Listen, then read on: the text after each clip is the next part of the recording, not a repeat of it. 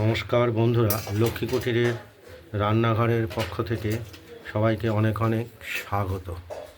আমরা একটি রান্নার ভিডিও রেসিপি নিয়ে এসেছি আজকে। এটি হলো আমাদের দ্বিতীয় ভিডিও রেসিপি। এটি হলো আমাদের পনিরের বড়ার ঝোল, ভাজা বড়া। আমরা পনিরের বড়ার জন্য আলুটা আগেই কেটে রেখেছি। আর কড়াইতে আমরা তেল দিয়ে দেবো। তেলটা গরম হলে ফোড়ন দেব। আর মশলাটা আমরা আগেই বেটে রেখে দিয়েছি, যেটা লাল কাঁচা লঙ্কা, জিরে, আদা।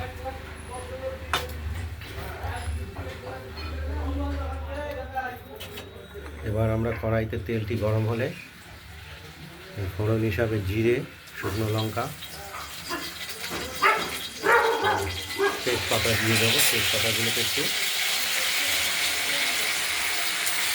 ফোড়ন দিয়ে দেবো।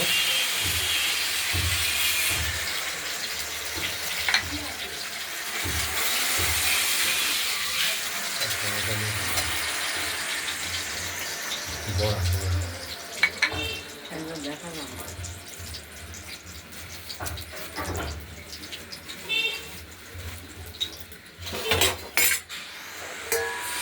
ফোড়ন দেওয়া হচ্ছে। আর এই বড়ার ঝোল হবে।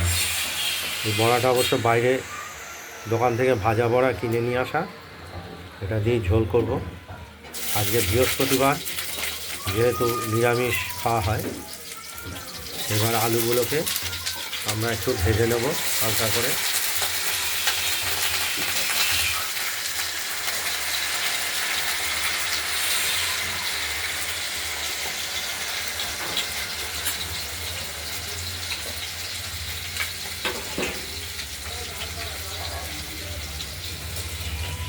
এগুলো হলো পনিরের বড়া।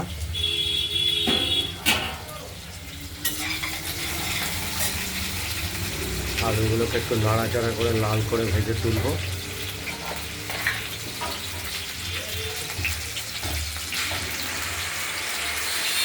পরিমাণ মতো হলুদ দিয়ে দিলাম।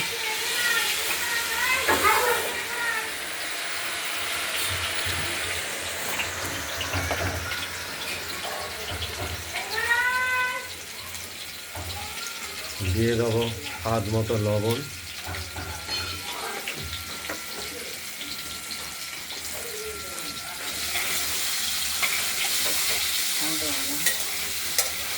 আলুটা ভাজা হোক, দেখতে থাকুন।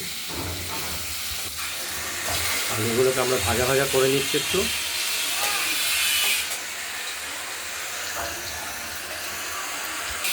আমরা এই আলুর মধ্যে দিয়ে দিলাম এক টুকরো টমেটো।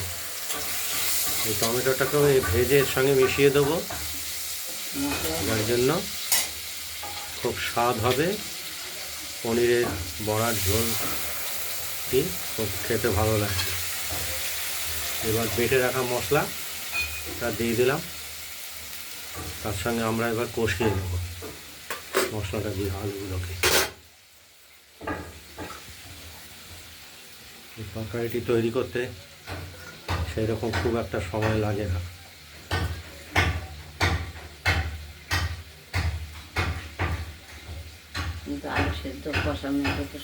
হ্যাঁ, এগুলো সময় লাগে। বড়াটা যেহেতু ভাজাই কিনে আনা হয়েছে, বড়াটা ভাজার আর ঝামেলা লাগে। সময় লাগে না, মুখে বলা সহজ, রান্না বোঝে না। টমেটোটাকে আমরা এর মধ্যে মিশিয়ে দেবো মশলাটার মধ্যে। ঢেকে দেবো। একদম দেখতে থাকুন। মশলাটা কষানো হয়ে গেছে, তেলও বেরিয়ে গেছে। আমরা জল দিয়ে দিলাম।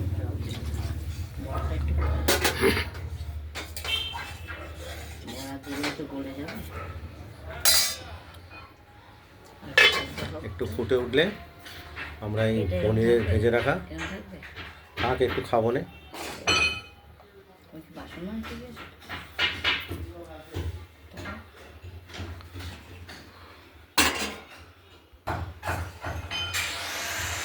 জল দেওয়ার পর ঝোলটি ফুটে উঠেছে, আলুটাও সেদ্ধ হয়েছে নাকি একটু দেখে নেব। হয়েছে, ওদিক হয়ে গেছে। এবার আমরা এই ভেজে রাখা বড়াগুলো, মানে কিনে আনা বড়া ভাজা, আমরা দিয়ে দিলাম ঝোলে। এবারে একটু ঝোলে ভরে আবার ফুলবে আবার। এগুলো ঝোলে ভেজানো, ঝোলে যখন ডুবে থাকবে কিছুটা বড় হবে।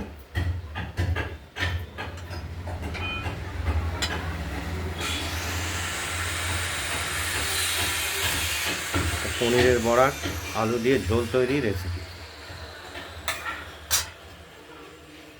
ফুটে উঠলেই হয়ে যাবে, আলু তো সেদ্ধই হয়ে যাবে।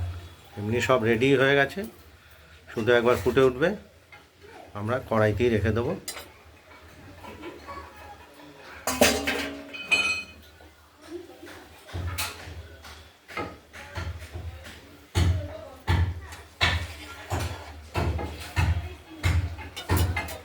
এই বড়ায় ঝোল টেনে নিলে ঝোল আরও শুকিয়ে যাবে। বড়া ঝোল যার জন্য একটু ঝোল রাখার সময় একটু বেশি করে দিতে হয় জল। হয়ে গেছে, নামিয়ে দিয়েছি, বলো। আমাদের ঝোলটি কমপ্লিট হয়ে গেছে। এটা ঢেকে রেখো, তুমি বলো, ভালো। আপনাদের যদি এই পনিরের বড়ার ঝোল রেসিপিটি যদি ভালো লাগে তাহলে আপনারা এই পনিরের বড়ার ঝোল রেসিপিটি বানিয়ে ফেলুন, দিয়ে আমাকে কমেন্টে জানাবেন আপনাদের পনিরের বড়ার ঝোল রেসিপিটি কীরকম হয়েছে। রান্নার ভিডিওটি ভালো লাগলে লাইক করবেন, শেয়ার করে দেবেন, আর আমাদের রান্নাবান্নাটা ভালো লাগলে আমাদের লক্ষ্মী কুটিরের রান্নাঘরের চ্যানেলটি সাবস্ক্রাইব করে রাখবেন। আজ এই পর্যন্তই। সুস্থ থাকবেন, ভালো থাকবেন।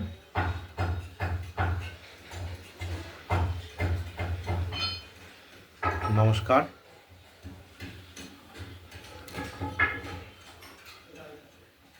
নমস্কার। এখানেই শেষ করছি এই ভিডিওটা।